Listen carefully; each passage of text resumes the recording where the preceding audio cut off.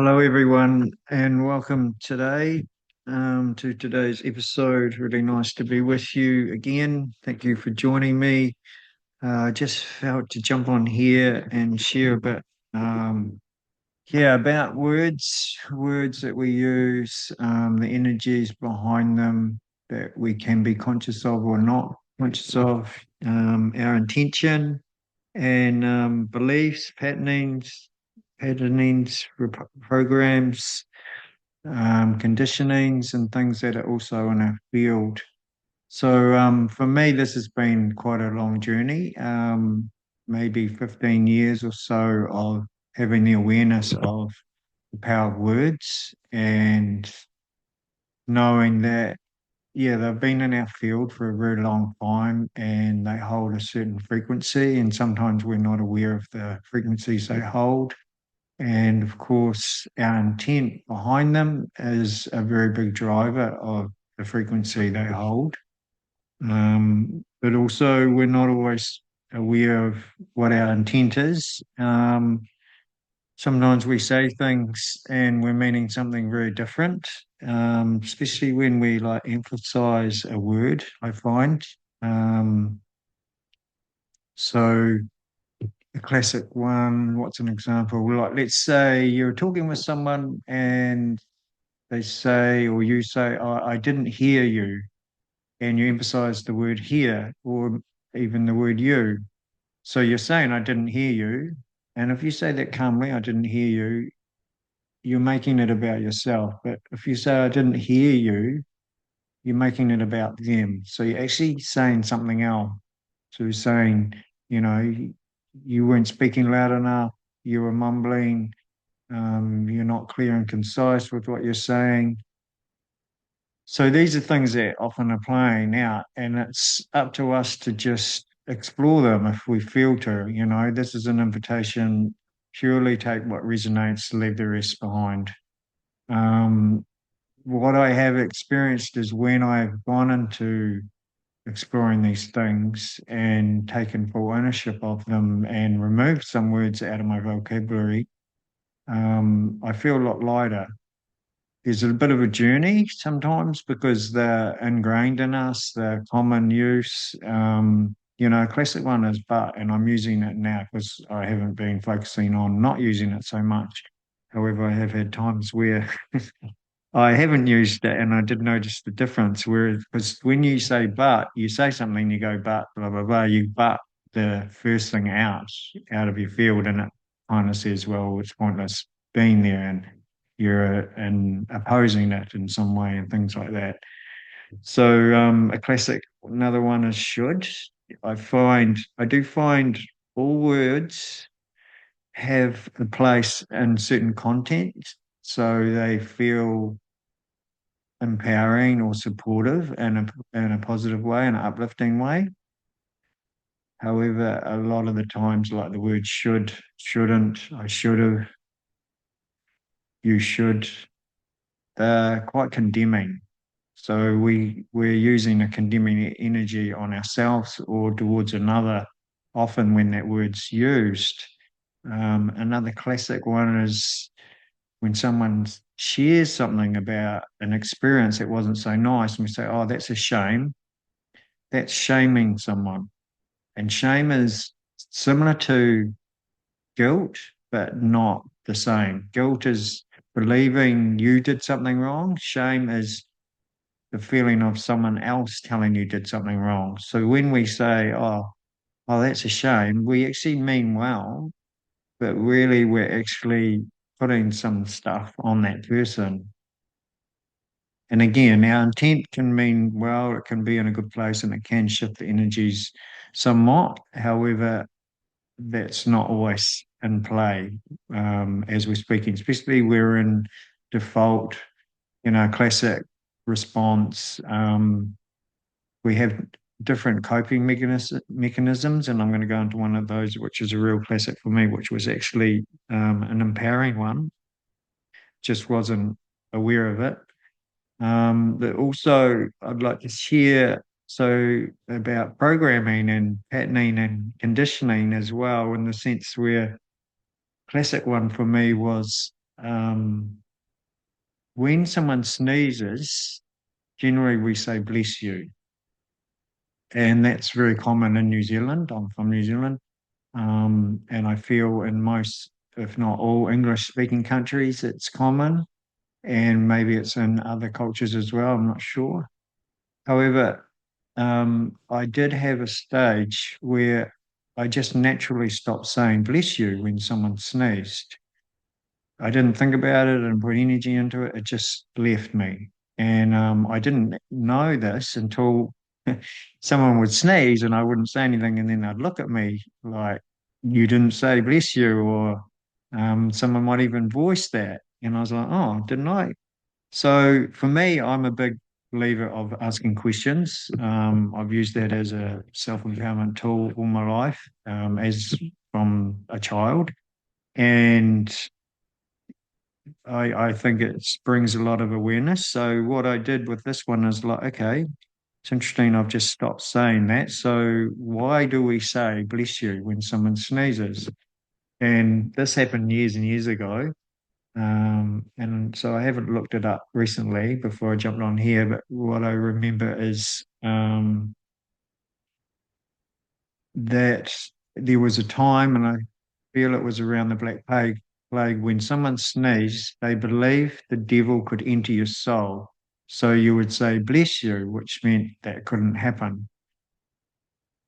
It's that or something similar to that. So I just felt into, okay, today, or at least nowadays, do I believe that? I'm like, no, I don't believe that. Maybe that served a purpose at that time. However, now that's not happening. And possibly me saying that is bringing that back into our field in this now moment. Possibly not, possibly. So that was the first part. I was like, okay, well, I don't feel that's true. So maybe that's why I stopped. So I inquired a bit more, and I even actually asked people about, why do they say it? And when I shared that, a lot of people agreed, okay, yeah, but then they said it's a kindness. I feel it's a kindness. And that's cool. If that resonates with you, it is a kindness, then awesome. What I did is I asked myself, do I believe that's a kindness? And this is another layer of taking on other people's beliefs. Or was I told by my parents or teachers at school or someone older than me that saying bless you is a kindness when someone sneezes? So I explored that. So that's another layer of the same thing. And I came to a place where, well, I've naturally stopped saying it. So I feel for me, it isn't necessarily a kindness. It's just not relevant to me. It's not that it's not a kindness or it is a kindness. It's just not relevant to say bless you when someone sneezes. So I just naturally stopped it. And so what I found within that experience is there's these programs, these things running within our field that aren't necessarily ours. And I know a lot of people that will listen to this are aware of this. I just felt that it's good to explore them because as we peel back the layers and see these things for what they truly are and remove them, we feel a lot lighter. We feel more connected to ourselves. We come into our own being more, our true essence, and we get to express our true essence rather than what's in the field of the collective and the human experience. And it's not that that's a bad thing, it's just something to explore to see what is in resonance. And it is really important to see what's in resonance. And I find, to ask that question and to just be in a really neutral place, that tells me that it's not in resonance. If there's something that doesn't feel good, or I don't feel in resonance, but there's still an emotion there, or even a trigger, then there's something for me to explore within myself, still showing me I have some disharmony within myself. It's probably more likely mirroring something to me that's I'm not aware of, that I'm actually being that very thing or saying that same thing or having that belief and putting that on others. There could be different reasons. And then within the resonance, seeing, okay, well, this isn't in resonance, it's very important, I feel, that I stay open, that maybe that resonance will change and it no longer is in resonance. And that could be in a year's time, next week, this afternoon, in the next breath. It's important, I feel, to just have that openness that may change. Because we are on the journey of exploring more of ourselves, and only constant in the world, whether you're conscious of it or not, is change. So, yeah, I feel they're all very beautiful things that support our well-being and knowing ourselves on the true essence of who we are. Another classic one that happened for me. So I was in a partnership and I really wanted to explore these beliefs and patternings and ways of being that I wasn't aware of that were in my subconscious or unconscious. So I asked my partner, could she point them out to me? And she was a bit off put by that could be a bit harsh. And I said, well, I'm asking for it, I feel I'm up for it. And, if you do it in a loving way, then it's all good. And she was like, well, do you want to do it with me as well? And I said, it's up to you. If you do, that would be awesome. But I'm just asking for myself. So she thought about it and she came back and said, yeah, I'm keen, but I do find it a little bit full on. So maybe when we do it, can we also say something nice about the other person? And I'm like, yeah, that sounds beautiful. Let's do that. So she told me that at certain times I would say the words and that. Often, maybe I could be talking and we're in discussion about something, or she's saying something and I would say it at the end, or I would just say it and that. And I was like, okay, had no idea I was saying and that. Not sure what that's about, but thank you. And so she brought it into my awareness and I still wasn't hearing it. She would go, oh, you just said it. So we decided to lighten it up a little bit. So she would say bananas whenever I said and that. And so, yeah, we would be together and she would go bananas and I would go, "Oh, okay, I'd get to reflect, stop, observe, reflect, feel into it. And I couldn't catch it. And it took, it was happening most days and several times a day at times. And she felt it was when I didn't agree with her, what she was saying, I would say, and that. Now, after a week or maybe even into 2 weeks, I suddenly caught myself saying it. And then I had the awareness, okay, so I am saying it. And then I could catch it a little bit more, and then I catch it a little bit more and a little bit more. So then I could really observe what was going on for me at that time. And what the awareness that I got from that is when I felt I was being attacked or her or other people, because it wasn't just happening with her, was projecting their stuff on me. So that's also like getting attacked or that getting pushed into my field, getting told I was doing something that I didn't do, that kind of thing. As a safety mechanism, so it didn't penetrate my field and I didn't feel that projection go in and get hurt, I would say, and that would deflect the energy out of my field away from me. That's the awareness I got with it. So it was like a coping mechanism or a safety mechanism. And it really, I saw it was really important for my nervous system because when those things did penetrate my field, my nervous system got smashed. And of course, then, my emotions and childhood traumas would come up and they'd be very strong at that moment, which if you have this place to explore those, that's all good. And of course, I am really willing to go into those because that's part of our journey. So yeah, they're just some things that I felt to share. Part of why I'm sharing this is I feel now we're in a really important part of our journey where We're so connected in the oneness field, in the collective field. We're feeling so much.